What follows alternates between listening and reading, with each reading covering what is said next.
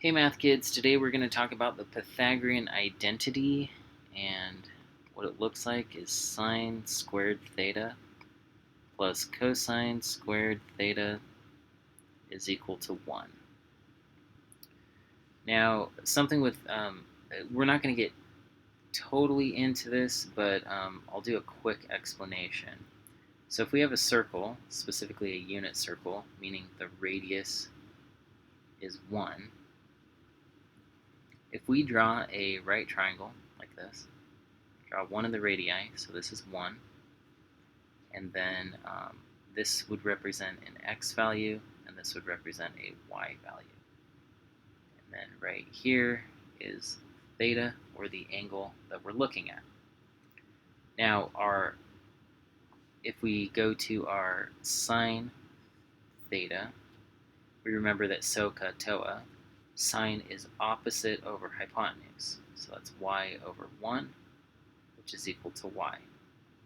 Cosine is adjacent over hypotenuse, which simplifies down to just x.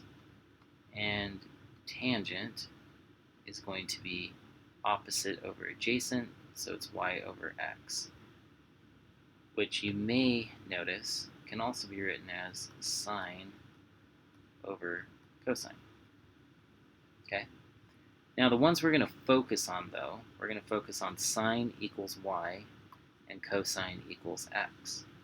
So if we replace those values right here, we just get y squared plus x squared equals 1. And it should be fairly easy if we keep in mind that 1 squared is the same thing as 1, that we can rewrite this as a squared plus b squared equals c squared. So it follows the same pattern as the Pythagorean theorem, and so that's why it's called the Pythagorean identity. Now, we're not really going to think of it like this, and we're not going to put the squared on the 1, because that's redundant. We don't need to do that. But we are going to have problems that look like this. So we're going to be given a sine value, maybe 3/4, let's say. We'll be told what quadrant we're in, and then we'll be asked to find something. So in this case, we're going to find cosine theta.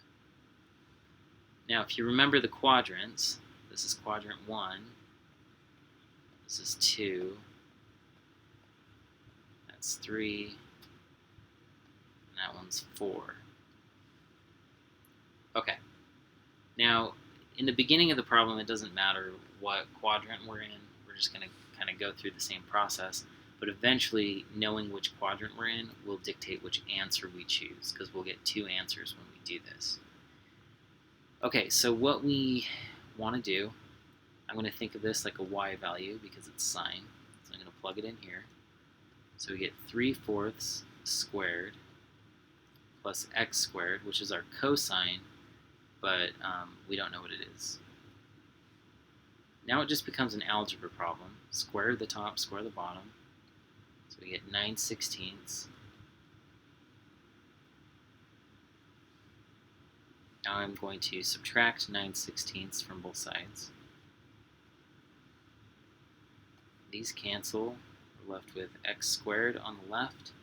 Now this 1 I'm going to think of as 16 over 16, so I have a common denominator, and so I can combine the 1 and the negative 9/16.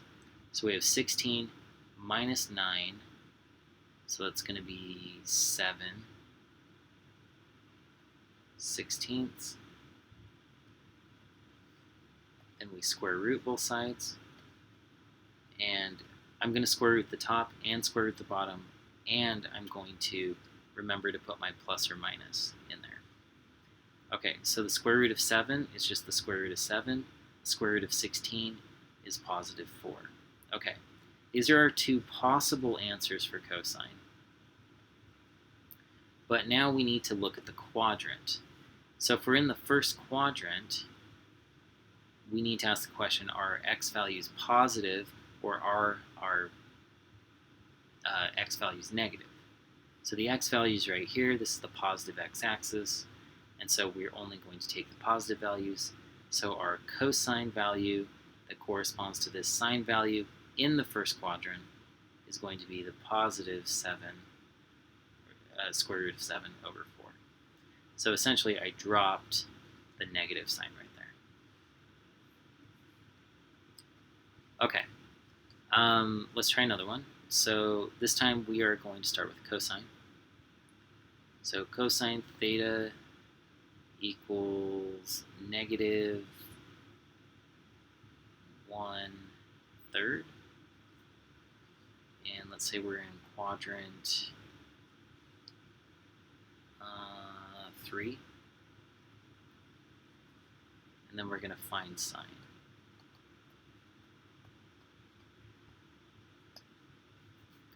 Okay, remember cosine is x. So we're going to say y squared.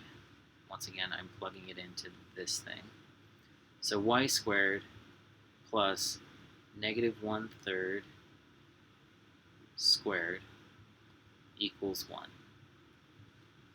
So I square that, so y squared plus negative 1 squared would be 1, positive 3 is 9. We need to subtract 1/9. Our goal is to solve for y. Okay, so we have y squared, because these cancel. Now 1 minus 1/9, I'm going to think of it like a 9 over 9. Common denominators. 9 minus 1 gives me an 8. Okay. Now we need to square root both sides. And so y is equal to the square root of 8 over 3, because I square root the top, square root the bottom. Now, you may be saying, like, oh, we can simplify that. I'll show that, but I'm going to show you, like, I'm okay with this answer, because I don't want you to get bogged down by that. Now, there's plus or minus that goes out in front right there. So once again, these are our two choices. Now we go look at our quadrant. Quadrant 3 has negative sign values. It has negative y values, right? So our sign is going to be the negative one. So it's negative square root of 8 over 3. So that's our final answer on that one. Now, you may have noticed that square root of 8 could be broken down into 4 times 2, and then 2 times 2, pair of 2's, take that out, and then this 2 that's left in between, inside.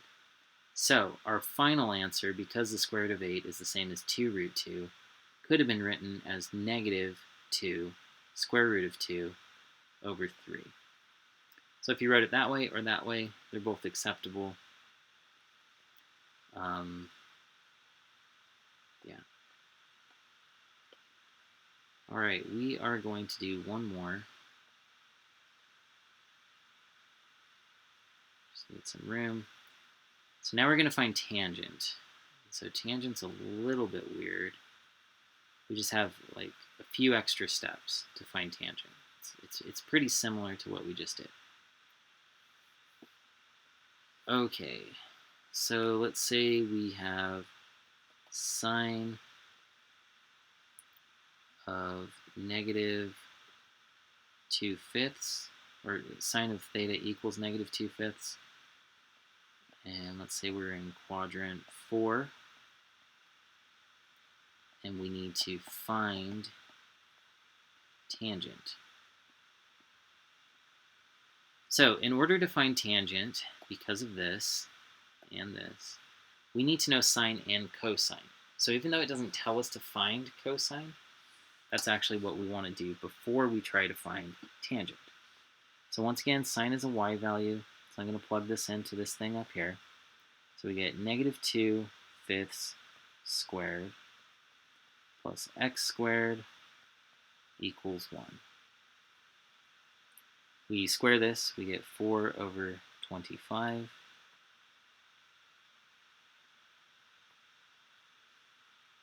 and then we subtract 4 over 25 from both sides.